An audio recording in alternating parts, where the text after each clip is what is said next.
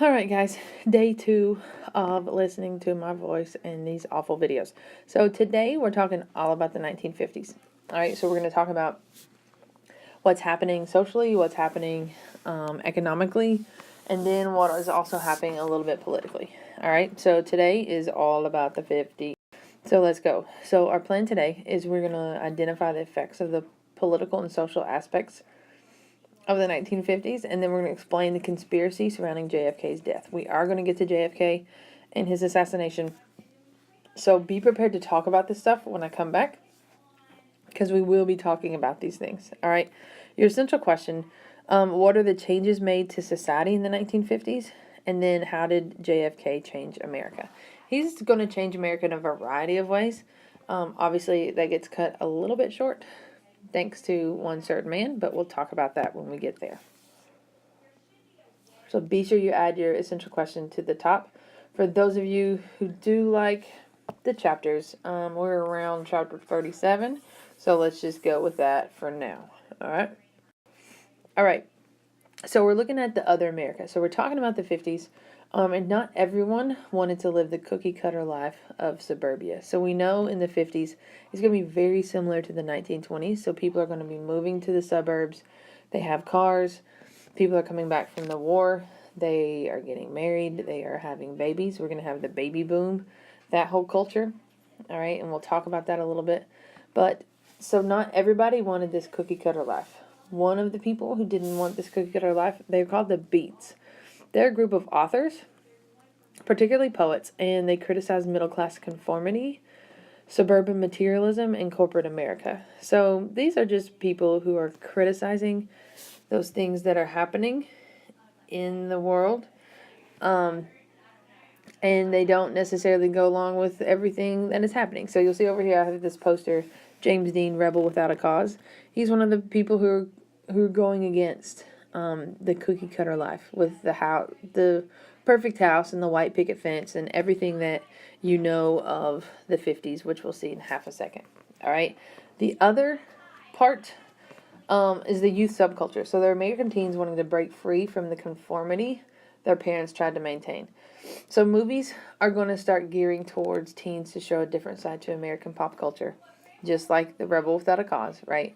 And they glorified the life of rebellious teens finding their own way. Music is also going to challenge authority, as musicians are going to mix jazz, country, and R&B to create rock and roll. Obviously, Elvis Presley became the symbol of the age with his new sound, his provocative dance moves, and his whole greaser look. It's a true statement that on the Johnny Carson show, which is kind of like the late night show with Jimmy Fallon now, right? So Johnny Carson, when they first showed Elvis, the camera wouldn't show him from the waist down because his moves and the way he moved his hips was too provocative. Oh, if they could only see what is shown on TV now, right? Right. Move on.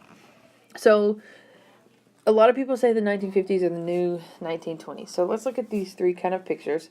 If you want to take notes as to what is happening and what I'm talking about, most definitely do. So as you see in this picture right here, so America in the 50s, we are going to get television. We are going to get a new pop culture with television, with music, with radio, those kind of things. And then this picture in the middle, she looks like the perfect housewife, right? So she's dressed in a dress with an apron on. She has her nice new refrigerator. We are going to get refrigerators. We're going to get all the things like TV dinners, right? When you have the TV, you get these kind of pre-made TV dinners. They start marketing those. The wife, she stays at home and she takes care of the house. She cooks, she cleans, and she does it all, and she looks like this. That is real life, is that she is cooking and cleaning, and she's looking like that. So that's the 1950s. We're going to get cars, right? We're going to get cars, and we're going to get the nice little family. We're going to get the nice family, husband, wife, 3 kids, the whole deal. All right? All right, so moving. The next slide, we're going to talk about minorities in the inner cities. In the in the base, like the Beats and the young teens chose not to take part in the ideal American dream which is right up here, right, with the pretty cookie cutter house and the white picket fence, everything. However, there are going to be people who are going to be deprived of access to live the suburban dream. Dr. Winford talked a little bit about that on Monday. So we're going to kind of talk a little bit more about it. All right. So suburbia was a white-only community that excluded blacks and minorities. All right. So they would have things when you signed into a subdivision that says you cannot sell your house to an African American family, or they also didn't want you to sell your house to a single person, because with single people come loud music, drugs, those kind of things. All right.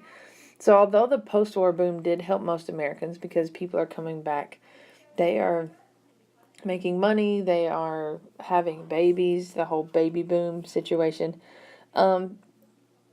Wealth was distributed unevenly, with 1/4 of Americans still living below the poverty line. All right.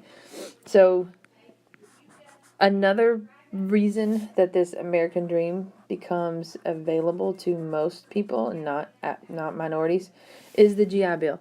Dr. Whitford talked about that as well. I don't know what his name is. It's either Whitford or Winford. Who knows? Anyway, so he talked about that as well. So the GI Bill was some assistance that men could get when they came back to help them buy houses, to help them go back to school, those kind of things. All right. So that made it available for veterans. The inner city, so as white Americans are going to flock to the suburbs, African Americans and immigrants went to the city. They are going to continue to gather in ethnic communities, but as conditions in the city deteriorated because all of the money is going outside of the city, many of these communities became known as ghettos or slums. I need you to really understand that even though at the time white Americans contributed to the decline of conditions in cities, this is really what is going to contribute to the urban crisis. So when white people moved out of the city, emphasis was taken off the cities, right? Because we obviously know we're still in a time of discrimination. And so they're going to put money where most of the money is, if that makes sense. So public spending is going to go to roads to the suburbs and not public transit within the city. So malls and chains stores are going to move closer to the suburbs because that's where the money is. And so many factories are going to relocate near the suburbs where the land was cheaper. So I need you to understand that down here, this last one, the ghetto is not a product of those who live there, but rather the fact that so many white Americans withdrew from cities, taking valuable money and resources with them. All right? So the ghetto is not a product of, it didn't become the ghetto because minorities lived there. It became the ghetto because there was no money being spent there. And if we really think about what we've got going on now and how we've got more revitalization in downtown, that's because they're putting money into downtown, right? If you think about, like, the roads on the east side are super awful because they don't ever want to redo them, whereas the roads maybe out west might be a little different. When you look at education, they're building new schools out west because they have more people out there and that's where the money is. Okay? So the ghetto did not become the ghetto because minorities lived there. The ghetto became the ghetto because there's no money being put into that area. I hope that makes sense. So I need you to create an interaction. All right, so we're just looking at one right now. We're going to be doing a couple more, but one interaction right now. And you most definitely can very easily answer this first question. What are the changes made to society in the 1950s? All right, ready and go.